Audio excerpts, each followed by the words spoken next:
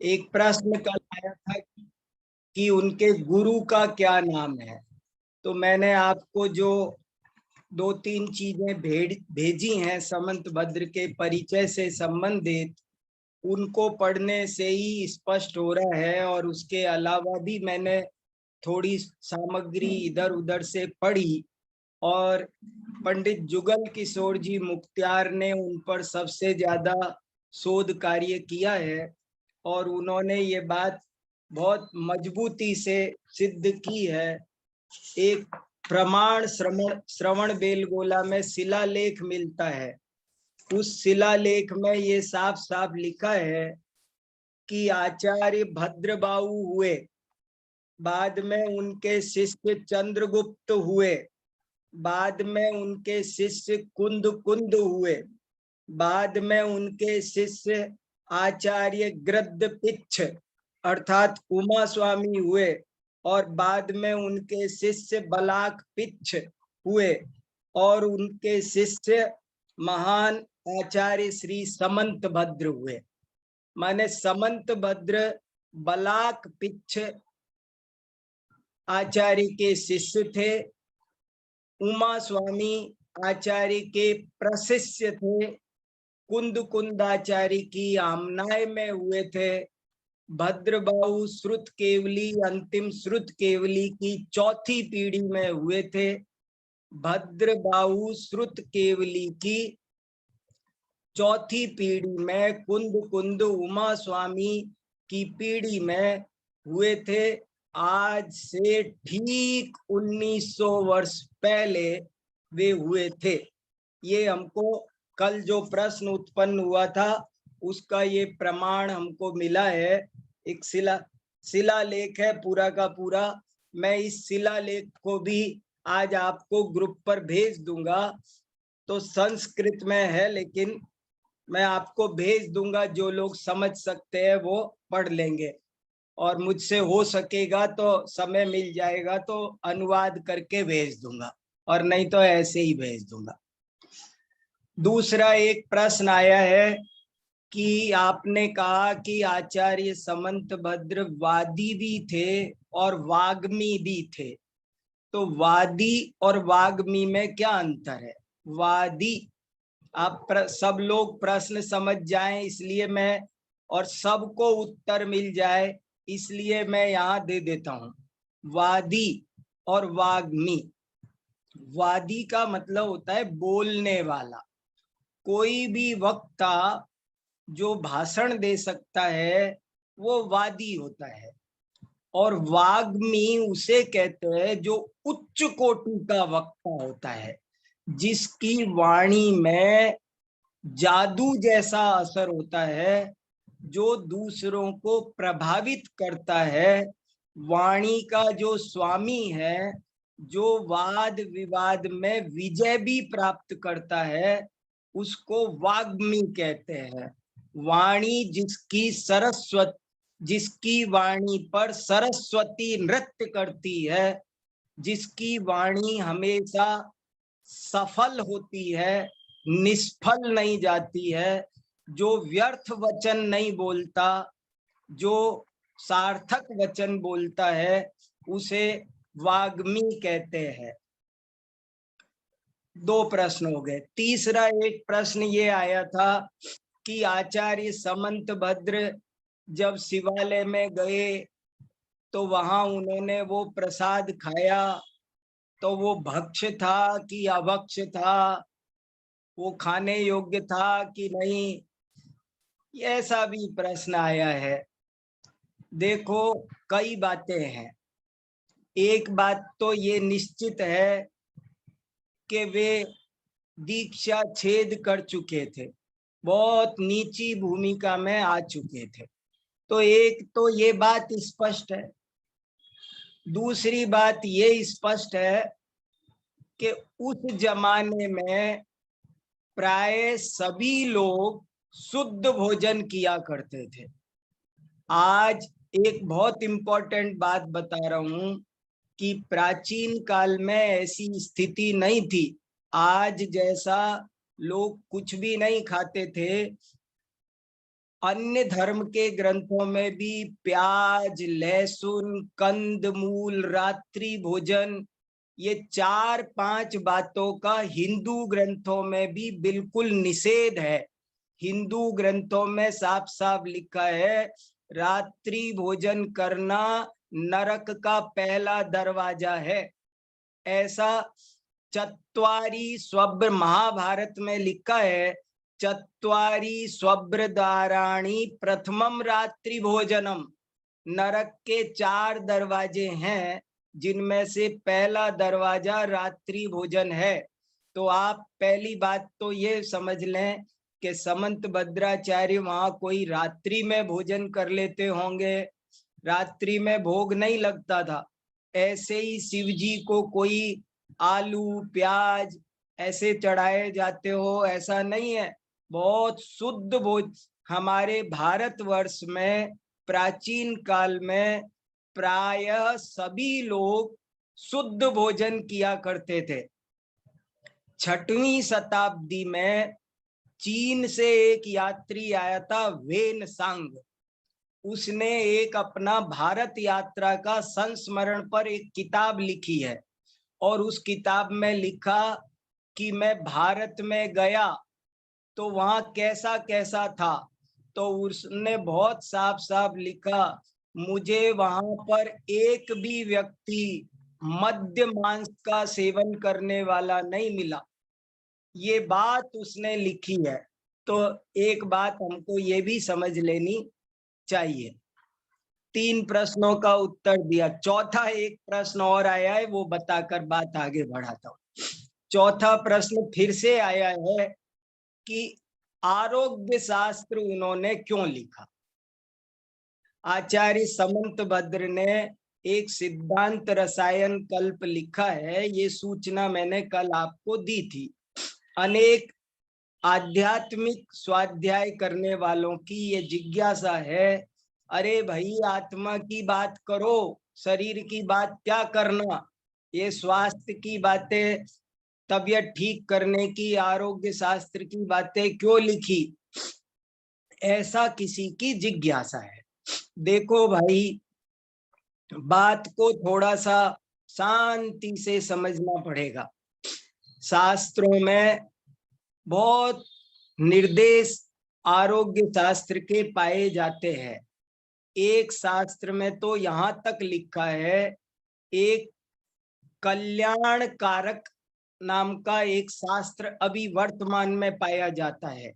1000 page का है और कई जगह से छपा है, बहुत सुंदर ग्रंथ है।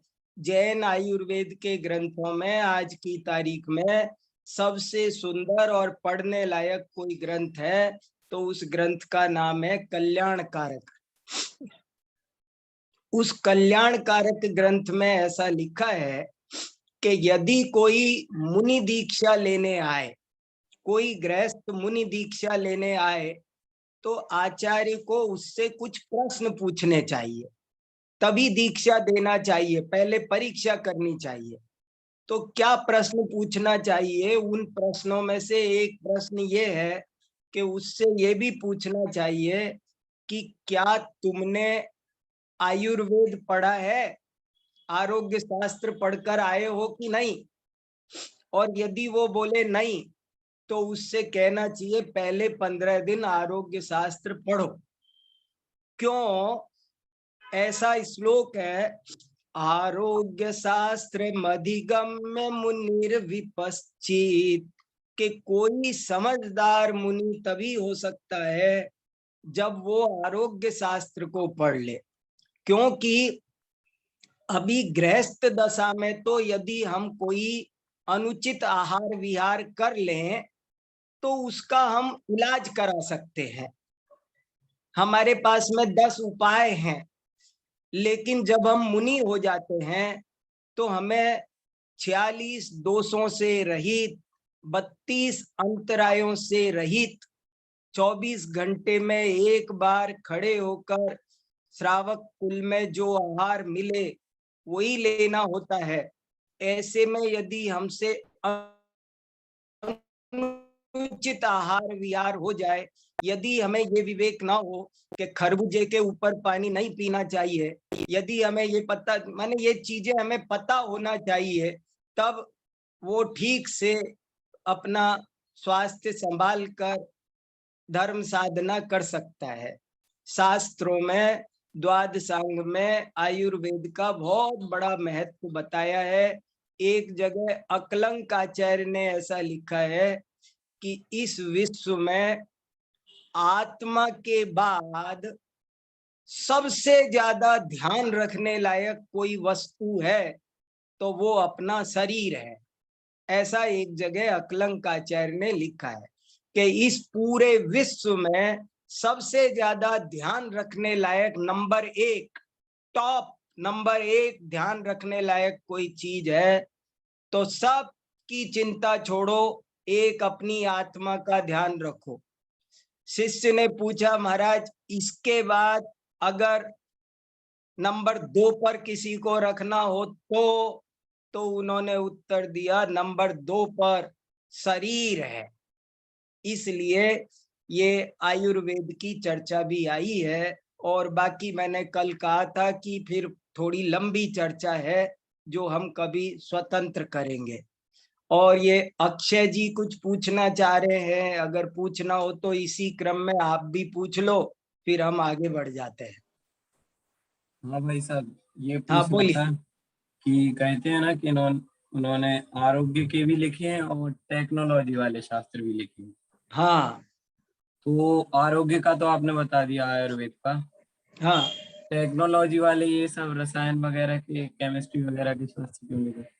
नहीं, ऐसा तो कोई ग्रंथ का उल्लेख कल हमने किया नहीं था। नहीं, ये हाँ गंधस्थी महावास्य में सुनते हैं कि हाँ, ये देखो गंध अस्थि महाभाष्य अभी उपलब्ध नहीं है और बहुत बड़ा है, 2 लाख श्लोक प्रमाण है। तो उसमें क्या क्या विषय अंदर आए हैं, और हो सकता है कोई रसायन का भी आया हो, ज्योतिष का भी आया हो। जब तत्वार्थ सूत्र में उन्होंने सूर्य चंद्रमसौ ग्रह नक्षत्र प्रकीर्णक तारकाश्च इस सूत्र की टीका लिखी होगी तो जरूर उन्होंने थोड़ा ज्योतिष के बारे में भी लिखा होगा। लेकिन दुर्भाग्य हमारा ये है भैया कि हमको वो ग्रंथ आज उपलब्ध नहीं हो रहा। ठीक है, चलो वेरी गुड। चलिए अब देखिए, और आपको एक जरा सी एक पंक्ति और पढ़कर सुनाना चाहता हूँ। हाँ डोली बहन जी सुनाओ। यस बोलिए। सर मुझे जानना था, जब ज्योतिष शास्त्र भी मतलब है समाहित द्वादशांग में, तो जैन दर्शन के हिसाब से उसको किस नजरिए से देखते हैं? देखो बेटा, मैंने ज्योतिष जैन धर्म में क्या उसका स्वरूप है इस पर 3 घंटे बोला है, और आप लोगों को तो मैं वो तीनों के तीनों लेक्चर आज फिर ग्रुप में डाल देता हूँ। देखो मैं चाहता हूँ खूब पढ़ो, जितना परिश्रम करोगे, जितना समय दोगे। जैन ज्योतिष क्या होता है मैंने बहुत गहरा पढ़ा है। देखो मेरे पास अभी कितनी किताबें जैन ज्योतिष पर, देखो ये देखो बहुत किताबें रखी है ज्योतिष की, जैन ज्योतिष की मेरे पास में 20 किताबें हैं। मैं बहुत सारी ज्योतिष की बातें आपको बता सकता हूँ, मुझे मालूम भी है, मैंने खूब पढ़ा है। हमारी यूनिवर्सिटी में ज्योतिष का डिपार्टमेंट चलता है, बहुत सारे ज्योतिषी मेरे मित्र हैं। और ज्योतिष का जैन धर्म में क्या स्वरूप है, स्थान है, इस पर मैंने 3 घंटे तो कम से कम बोला है। 2-3 पेज 4 पेज का एक सुंदर लेख भी लिखा है। और उस सब को मैं आपको जो कंफ्यूजन है आपके मन में वो शायद मैं समझ रहा हूँ, और वो कंफ्यूजन को मैं शॉर्ट में बताता हूँ कि आप ऐसा सोच रहे हैं कि जैन धर्म तो वैज्ञानिक धर्म है, जैन धर्म तो अकर्तावादी धर्म है, जैन धर्म तो सुंदर वस्तु स्वरूप की व्यवस्था का धर्म है, इसमें ये ग्रह दुखी करता है, शनि दुखी कर रहा है, राहु दुखी कर रहा है, ये क्या है मामला? तो ये तो जैन दर्शन की मूल मान्यता के खिलाफ जाता है। ऐसा आपके मन में प्रश्न हो सकता है, बहुतों के मन में होता है। आप सिर भी हिला रहे हैं तो मतलब यही एक ये बड़ी उलझन है कि ज्योतिष को हम अध्यात्म के साथ जैन दर्शन के अकर्तावाद, वीतरागता आदि सिद्धांतों के साथ कैसे सुमेल बिठाएं। तो उसके साथ बड़ा अच्छा सुमेल ये है भैया कि दो चीजें होती है, एक होता है ज्ञापक कारण, एक होते हैं कारक कारण। और धर्मों में जो ज्योतिष की बात है वहां तो ग्रह नक्षत्र आदि को उन्होंने दुख सुख का कारक माना है। जैन आचार्यों ने ग्रह नक्षत्रों को दुख सुख का कारक नहीं माना, ज्ञापक माना है। ज्ञापक चिन्ह होने में कोई आपत्ति नहीं है। जैन दर्शन के किसी भी सिद्धांत को इसमें आंच नहीं आती है, बल्कि पुष्ट होते हैं। ज्योतिष से भी वस्तु व्यवस्था और जैन दर्शन बहुत गहराई से पुष्ट होता है, बल्कि पुष्ट होता है। आप वो अगर व्याख्यान सुन पाए, अगर समय मिले तो आपको और डिटेल में ये चीजें समझ में आएगी। लेकिन बात यही है, जैसे देखो मेरे हाथ की एक रेखा है, मान लो ये रेखा ये बता रही है कि इसकी इतनी उम्र है, तो क्या ये उम्र दे रही है? उम्र दे नहीं रही है, बल्कि उम्र का ज्ञान करा रही है। कोई भी काम एक ज्ञापक कारण होते हैं, एक कारक कारण होते हैं। ग्रह नक्षत्रों से सिर्फ ज्ञान होता है कि ऐसा होने वाला है, ऐसा हुआ था। केवल ये ज्ञापक कारण है जिनसे हम भूत भविष्य की बातों को जानते हैं। और बहुत सारी बातें डिटेल हैं, लेकिन हम भटक जाएंगे, इसलिए मैं विराम लेता हूँ। और किसी का तो हैंड रेज और हो रहे भैया, कर लो चर्चा, ये तो क्लास है और सबका समाधान हो जाए, अच्छी बात है। 3 हैंड रेज हो गए, 4 हो गए, बोलो भैया किसको क्या क्या कहना है, कहो, आराम से कहो, बहुत शांति से समझो, बड़ा सौभाग्य है ये। चलो पंडित जी, आप बोलिए साहब। जब हम हमारे कोई प्रतिकूलता होती है तो हम कहते हैं कि ये असाता वेदनी का उदय है, तो ये भी ज्ञापक कारण ही हुआ ना। वाह, वेरी गुड, बहुत बढ़िया। आपका शुभ नाम क्या? वीरेंद्र कुमार जैन, लखनऊ। अरे वीरेंद्र जी, आपको बहुत बहुत धन्यवाद। मैं इस बात को बहुत विस्तार से समझाता हूँ। कर्म भी तो, यदि कर्म को भी आप कारक कारण मानोगे तो मिथ्यात्व का दोष लग जाएगा। जैसे कर्म है वे ज्ञापक हैं, ऐसे ही ये भी ज्ञापक कारण हैं। बहुत बढ़िया, गुड। चलिए, और जैन भाई साहब। जय जिनेंद्र, बोलिए जी। जो वास्तु विद्या है या वास्तु शास्त्र में किसी भी क्षेत्र के निर्माण में इस प्रकार से होना चाहिए, यदि वो उस प्रकार से निर्माण नहीं होता है तो कहते हैं आपके लिए अवनति का सूचक है। तो यह भी केवल वास्तु विद्या, वो भी एक प्रकार से ज्ञापक ही कारण है। ये भी ज्ञापक कारण ही है। मुझे लगता है आप लोगों को ज्योतिष वास्तु में विशेष रुचि जाग गई है और ज्योतिष वास्तु के ट्रैक पर हम जा रहे हैं। और मुझे जरा भी शिकायत नहीं है, आप बुरा नहीं मानना। ये एक बहुत सबके मन में उत्पन्न होने वाले प्रश्न है, लेकिन इन प्रश्नों के समाधान हमारे यहाँ प्राय कोई करता नहीं है, इसलिए आप लोग मुझसे पूछ रहे हो। लेकिन मैं आपसे बहुत प्रेम से ये कहना चाहता हूँ, आप एक दफे वो 3 घंटे वाले भले फास्ट चला करके सुन लेना, लेकिन थोड़ा सा उनको सुन लेना। ज्योतिष वास्तु का क्या स्वरूप है, आपको बहुत सारा समाधान हो जाएगा, आप निशल्य हो जाओगे, मन खुल जाएगा एकदम, बहुत आनंद आ जाएगा। खूब सोच समझ के पढ़ करके बोला है, उसे देखना थोड़ा सा। ये ग्रुप में डालेंगे भाई साहब? जरूर, अभी डालेंगे क्लास के बाद। चलिए और बोलिए। हाँ राजेश जी बोलिए। जी सर, ये मेरा प्रश्न तो नहीं है, लेकिन मैं ये कहना चाहता था कि जैन धर्म में प्राय जो भी आचार्य वगैरह जो भी अपने को ग्रंथ वगैरह में से अपन पढ़ते हैं, तो उसमें प्रयोजन तो एक आत्मा की सिद्धि के लिए ही होता है, बाकी जो भी कुछ है सब ज्ञान प्रदान है। बस इतना जानना चाहिए, मैं ये समझता हूँ। बराबर। देखो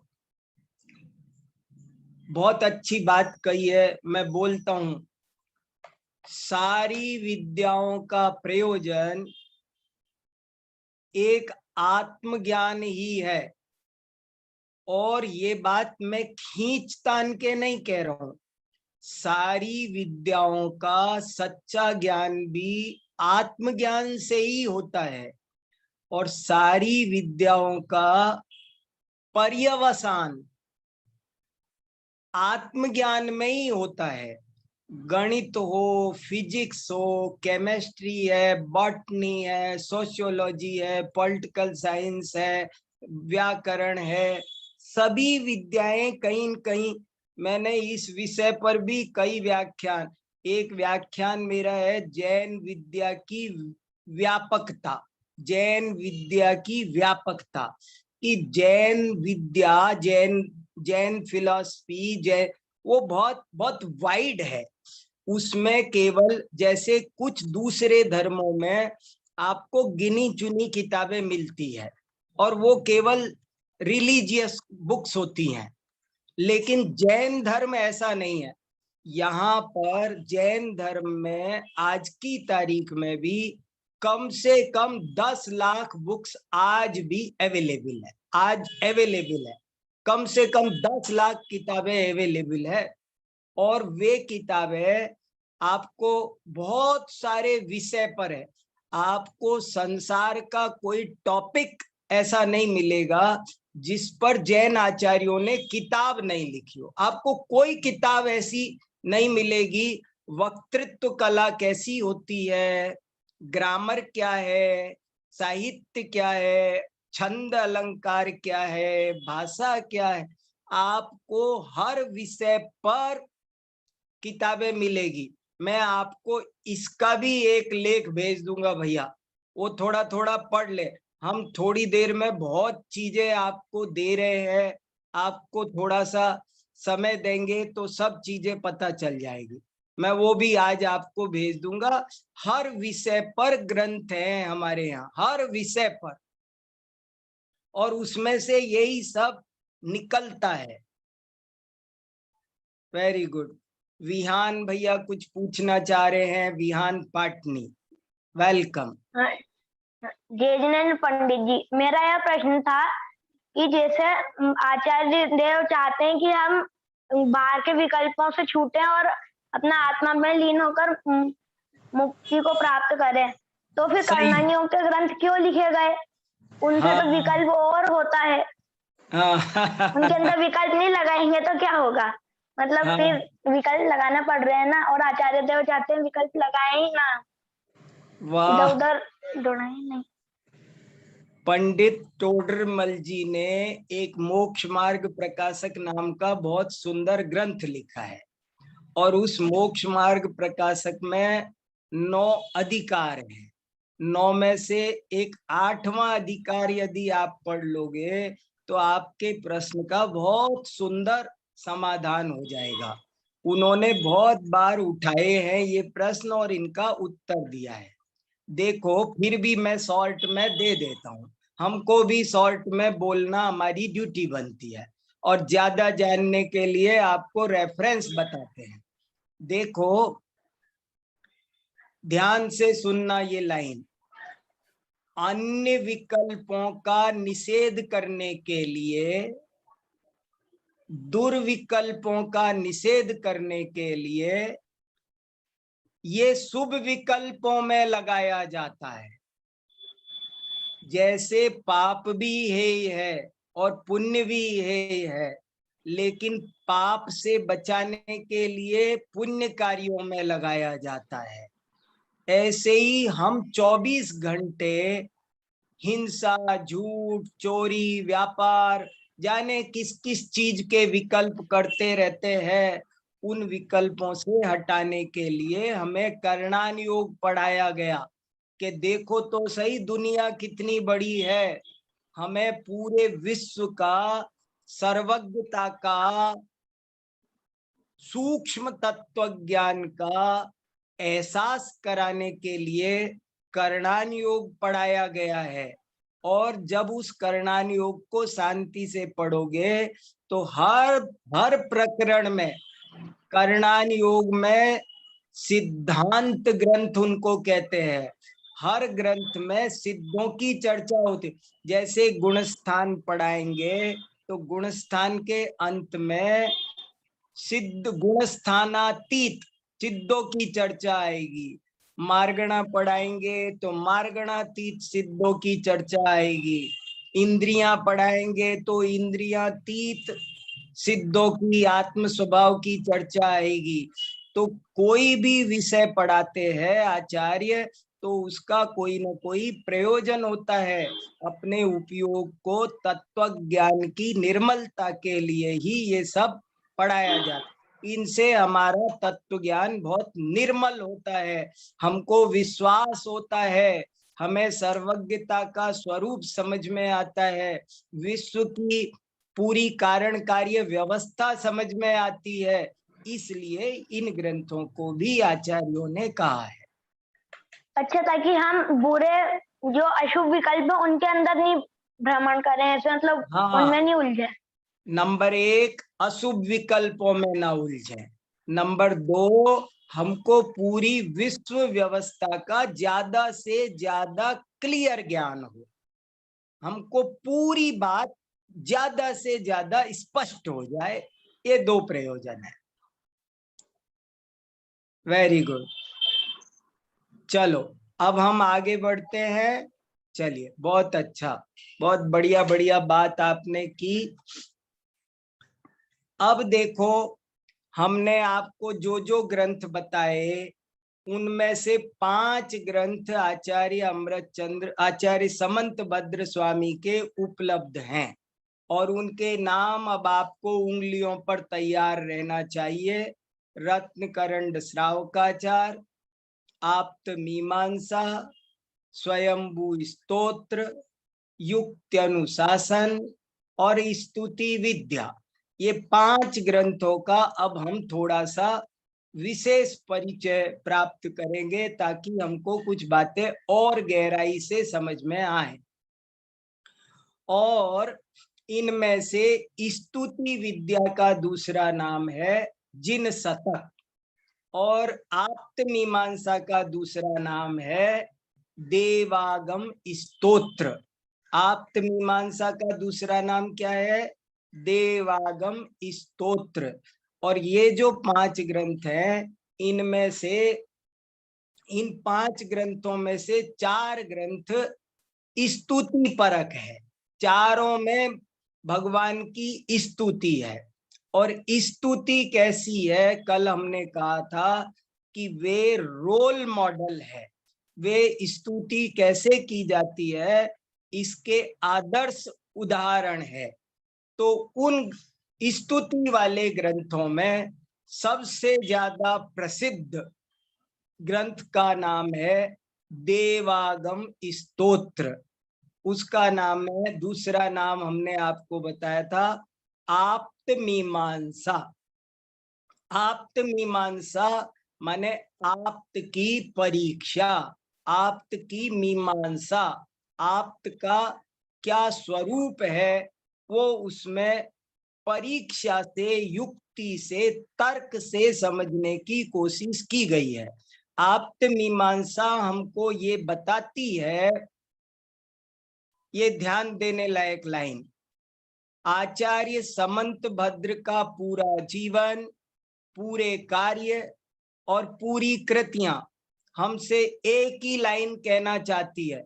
अगर कोई मेरे से पूछे कि आचार्य समंत भद्र का संदेश बोलो शॉर्ट में, एक पंक्ति में, 2 शब्दों में बोलो आचार्य समंत भद्र क्या कहना चाहते हैं इतने शास्त्रों में। कोई मेरे से पूछे, आप भी याद रखना, आचार्य समंत भद्र हमसे क्या कहना चाहते हैं, 2 शब्दों में बताओ, एक छोटे वाक्य में बताओ, तो वो वाक्य होगा, वे हमसे एक ही बात कहना चाहते हैं, परीक्षा प्रधानी बनो। आचार्य समंत भद्र हमसे कहना चाहते हैं, परीक्षा प्रधानी बनो। तुम केवल किसी के नाम पर मत जाओ, तुम किसी का पक्ष मत लो, तुम तो सही बात सही है, चाहे दुश्मन बोले, चाहे बच्चा बोले, कोई भी बोलता हो, तुम्हें कोई मतलब नहीं है, तुम तो बात पर ध्यान दो, और यदि बात सही है तो उसे स्वीकार करो, और यदि बात गलत है, सही बात सही है चाहे दुश्मन बोले, और गलत बात गलत है चाहे हमारे पिताजी बोले। समंत भद्राचार्य हमसे ये कहना चाहते हैं। तो जरा देखिए, मैं आपको समंत भद्राचार्य का आप्त मीमांसा का एक श्लोक दिखाता हूं, पढ़ाता हूं, और उससे आपको ओवरऑल पूरे समंत भद्राचार्य कैसे थे, क्या हमसे कहना चाहते थे, सारी बात समझ में आ जाएगी। अंकित भैया जरा वो श्लोक स्क्रीन पर लगा दो तो सब लोग देख लेंगे। आप्त मीमांसा का एक श्लोक हम आपको दिखा रहे हैं, आप देखो, उसे समझो, शांति से समझो, नोट करो क्या समंत भद्राचार्य कहना चाहते हैं। देखो, आचार्य समंत भद्र ये कहना चाहते हैं, देखो आपकी स्क्रीन पर ये श्लोक आ रहा है, ये बहुत इंपॉर्टेंट है। आप्त मीमांसा, जिसका दूसरा नाम देवागम स्तोत्र है, उसका ये श्लोक है शुरुआत का, नंबर 1 और नंबर 2, 2 श्लोक आपके सामने स्क्रीन पर लगे हुए हैं।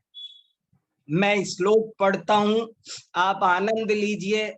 अब तक तो आप मेरी वाणी सुन रहे थे, अब आप समंत भद्र की वाणी सुन रहे हैं।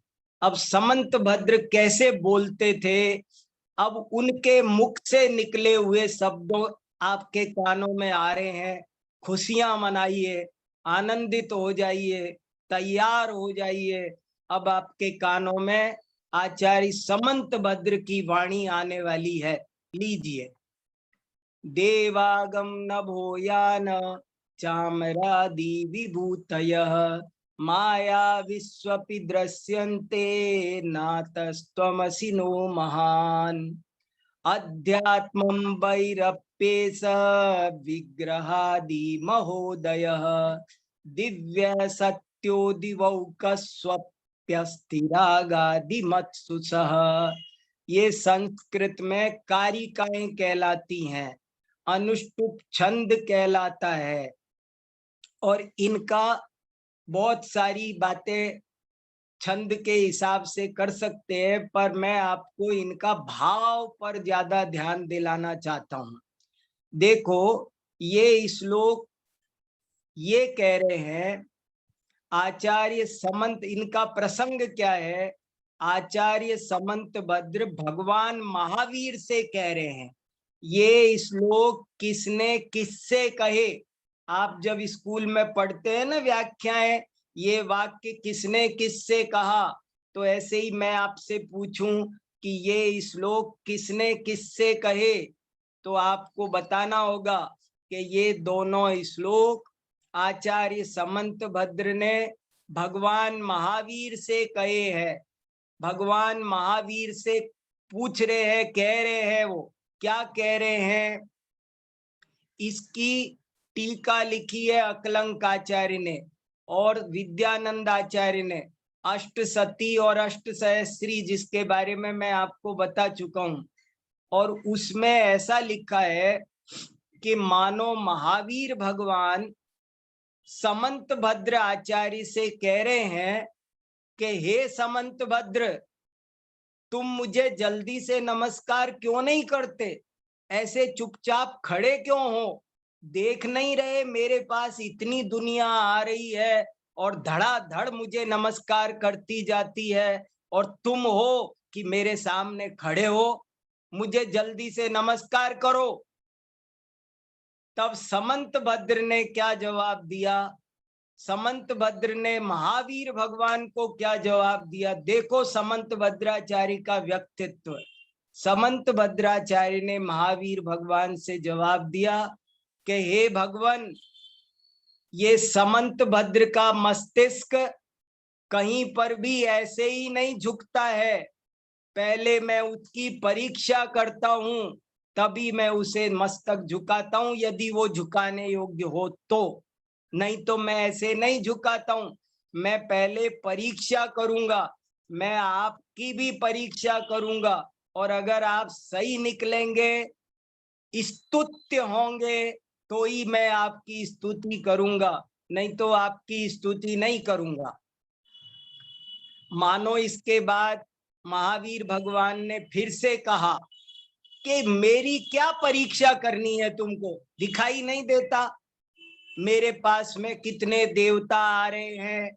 मैं आकाश में अधर हूं, सारी दुनिया जमीन पर चलती है, मैं आकाश में जमीन से 4 अंगुल ऊपर रहता हूं, मेरे पास ये समोसरण आदि विभूतियां हैं, तुमको दिखाई नहीं दे रही है? ऐसा लगता है समंत भद्राचार्य समोसरण में पहुंच गए और डायरेक्ट भगवान महावीर को मानो चुनौती दे दी, और भगवान महावीर से कहा कि देवागम नभोयान चामरादि विभूतयः माया विश्वपि दृश्यन्ते नातस्त्वमसि नो महान। के हे महावीर, तुम्हारे पास देवता आते हैं, तुम आकाश गमन करते हो, नभो यान, यान माने गमन, देवागम, तुम्हारे पास स्वर्गों से देवता आते हुए उतरते हुए दिख रहे हैं। हमें दिखाई दे रहा है कि देवताओं के विमान उतर रहे हैं, हमें दिखाई दे रहा है कि तुम आकाश में गमन करते हो, हमें दिखाई दे रहा है कि तुम्हारे पास में छत्र चमर आदि अष्ट प्रातिहार्य आदि नाना प्रकार की बाह्य समोसरण रूप विभूति पाई जाती है। लेकिन सुनो, ये सब चीजें तो किसी मायावी में भी पाई जा सकती है, एक जादूगर करके दिखा सकता है। मैं इन चीजों से प्रभावित होने वाला नहीं हूं। आप आकाश में गमन करते हो, इसमें क्या हुआ? आप तो 4 अंगुल ऊपर चलते हो, चिड़िया 400 कोस ऊपर उड़ जाती है। अगर आकाश में उड़ने से किसी की पूजा की जाए तो नाना प्रकार के पक्षी भी पूज्य हो जाएंगे। ये समोसरण कोई जादूगर बना करके दिखा सकता है, इसलिए मैं इन चीजों से आपको नमस्कार करने वाला नहीं हूं। देखो क्या क्रांतिकारी विचारधारा है ये। देखो बहुत सारे बच्चे पढ़ रहे हैं, सुन रहे हैं। मैं बहुत जोर देकर बहुत प्रेम से उनको कहना चाहता हूं कि उनको बड़े भाग्य से जैन दर्शन मिला है, जो दुनिया का एक बिल्कुल अलग दर्शन है। और आप सबसे मेरा ये जोर दे के कहना है कि आप परीक्षा प्रधानी बनो, परीक्षा प्रधानी। किसी की भी बात को अंधभक्ति से मत मानो, खुद साइंटिस्ट बनो। जैसे किसी साइंटिस्ट से कहा जाए कि H2O बराबर वाटर, तो वो ऐसे ही नहीं मानता है, बल्कि लेबोरेटरी में जाकर चेक करता है, प्रैक्टिकल करता है, और यदि H2O मिलाने से वाटर बनता हो तो वो मानता है, नहीं तो नहीं मानता है। आप भी जैन दर्शन की कोई बात, जैन तीर्थंकरों ने सबने कहा है कि तुम हमारी बात हमारे कहने से मत मानो, तुम स्वयं परीक्षा करो। ये बात आपको दुनिया में दूसरा कोई कहने वाला नहीं मिलेगा। देखो समंत भद्राचार्य क्या जवाब। और फालतू बातों से प्रभावित भी मत हो, ये भी एक गजब की बात। आप आकाश में उड़ने से क्या होता है? देवागम नभो यान चामरादि विभूतय माया विश्वपि दृश्यन्ते। देखो कैसा बोला है, आप इस पे सोचना, आपके रोंगटे खड़े हो जाएंगे। जिस दिन हमने पहली बार पढ़ा तो हमारी नींद उड़ गई कि सारी दुनिया के धर्म कहते हैं कि तुम मेरी बात मानो, मेरी आज्ञा मानो, तुम मेरी शरण में आ जाओ, मैं तुम्हें सब कुछ बना दूंगा। लेकिन यहाँ पर कहा जा रहा है कि नहीं, समंत भद्रा, जैन धर्म आपको वो अधिकार देता है कि आप भगवान से प्रश्न कर सकते हो, भगवान से पूछ सकते हो कि आप क्यों महान हो, आपको क्यों पूजा जाए। परीक्षा करने का ऐसा उच्च कोटि का अधिकार देने वाला जैन दर्शन हमको मिला है, इसलिए इसको समझो बहुत अच्छी तरह। और नीचे के श्लोक में भी यही बात आई है। उन्होंने कहा, मानो महावीर भगवान ने फिर कहा कि हे समंत भद्र, चलो तुम इन बातों को छोड़ो कि मेरे पास देवता आते हैं, मैं आकाश में गमन करता हूँ, मेरे पास चामर आदि विभूतियां हैं, छोड़ो, ये तो कोई जादूगर भी बना देता होगा, इसलिए तुम इन पर ध्यान मत दो। लेकिन तुम मेरा शरीर तो देखो, मेरे शरीर में खून है, मेरे नख केस नहीं बढ़ते हैं, मैं भोजन नहीं लेता हूं, फिर भी मेरे शरीर पर कांति है, तेज है, बल है, तो वो तो देखो तुम, समोसरण मत देखो, अरे तुम मेरा शरीर तो देख लो कम से कम। तो उन्होंने उसका जवाब दिया कि ये भी देवगति के देवों में खूब पाया जाता है। देवगति के देव भी, वे भी आहार आदि नहीं करते, या उनके भी शरीर आदि में ऐसी दिव्यता नाना प्रकार की पाई जाती है। शरीर की दिव्यता के कारण भी आप महान नहीं हो, समोसरण के कारण भी महान नहीं हो, देवताओं के कारण भी महान। देखो ये भगवान की स्तुति हो रही है। जैन धर्म में अंधभक्ति नहीं चलती है, अंधभक्ति का कोई सवाल नहीं है। मैं यही बात आप सबको थोड़ा जोर देकर बताना चाहता हूं। मेरे हृदय में कितने भाव उमड़ रहे हैं मैं कह नहीं पा रहा हूं। और ये सारे छोटे छोटे बच्चे, सब विद्यार्थी, मैं एक एक को क्रांतिकारी वैज्ञानिक बनाना चाहता हूं। अगर जैन दर्शन समझना है और समझाना है, आचार्य समंत भद्र ने विश्व में जैन धर्म फैलाया, सबको निर्भिन्ना कुमताद्रय यद वचो वज्रपातेन। आचार्य समंत भद्र के वचन वज्र की तरह गिरते थे कि कुमत रूपी पर्वत चकनाचूर हो जाते थे। उसका एक ही कारण है, वे परीक्षा प्रधानी थे। आप परीक्षा के आधार पर तत्व ज्ञान को, सत्य ज्ञान को स्वयं भी समझ सकते हो और दूसरों को भी समझा सकते हो। और यही समंत भद्राचार्य की महानता है। और इसका मैंने आपको सैंपल दिखाया आप्त मीमांसा में से कि वे भगवान महावीर से भी जवाब सवाल करते हैं और स्पष्ट शब्दों में कहते हैं कि मैं इन आडंबरों से आपको पूजने वाला नहीं हूं। आज दुनिया, सारी दुनिया, हमारी जैन समाज के लोग भी छोटे छोटे चमत्कारों से प्रभावित होते हैं और जैन धर्म की असली महिमा नहीं पहचानते हैं। तो इसकी थोड़ी सी इम्पोर्टेंट बात आज और रह गई है जो मैं कल करूंगा। शाश्वत अनन्या कुछ कहना चाह रही हैं, वेलकम, बोलो अनन्या। एक प्रश्न था कि मतलब दिगंबर मुनिराज का वाद विवाद करना, चाहे वो अपने जैन मत की सिद्धि, उसकी रक्षा के लिए हो, तो वो उनकी भूमिका में कितना सही है? क्या बेटा, अपनी बात को करना, फिर से बोलना राजा। एक दिगंबर मुनिराज, मतलब वीतरागी दिगंबर मुनिराज की भूमिका में वाद विवाद करना कितना सही है, चाहे वो जैन मत की सिद्धि और उसकी रक्षा के लिए ही हो? कोई बात नहीं है, कोई शांति से करना चाहे तो कोई दिक्कत नहीं है। वाद विवाद सम्यक ज्ञान की, तत्व ज्ञान की प्राप्ति का एक उपाय है। आपने आज उसे मलिन कर दिया, इसलिए हमको वो चीज समझ में नहीं आ। पहले वाद विवाद ईमानदारी से बात करने के लिए किया जाता था। जैसे क्या होता है बेटा कि आप मेरे से कोई चीज समझना चाह रहे हो, तो जब तक आप मेरे से वाद विवाद नहीं करोगे, आप अगर आप मेरे से इम्प्रेस हो गए, मैं इनसे कैसे आर्ग्यूमेंट करूं, गुरुजी हैं, तो बढ़िया बात नहीं कर पाओगे।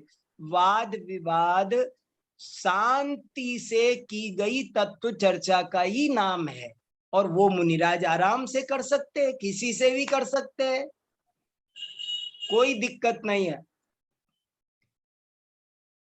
ठीक है, और किसी के कुछ प्रश्न दिखाई दे रहे हैं, लेकिन आज समय हो गया है, इसलिए हम उनको कल लेंगे। ठीक है, जिनको कुछ 2-3 प्रश्न हैंड रेज हैं, वे कल अपने प्रश्न पूछ सकते हैं, या हमको भेज सकते हैं, मुझे मैसेज कर सकते हैं। आज की कक्षा पूरी करते हैं। सभी को जय जिनेंद्र।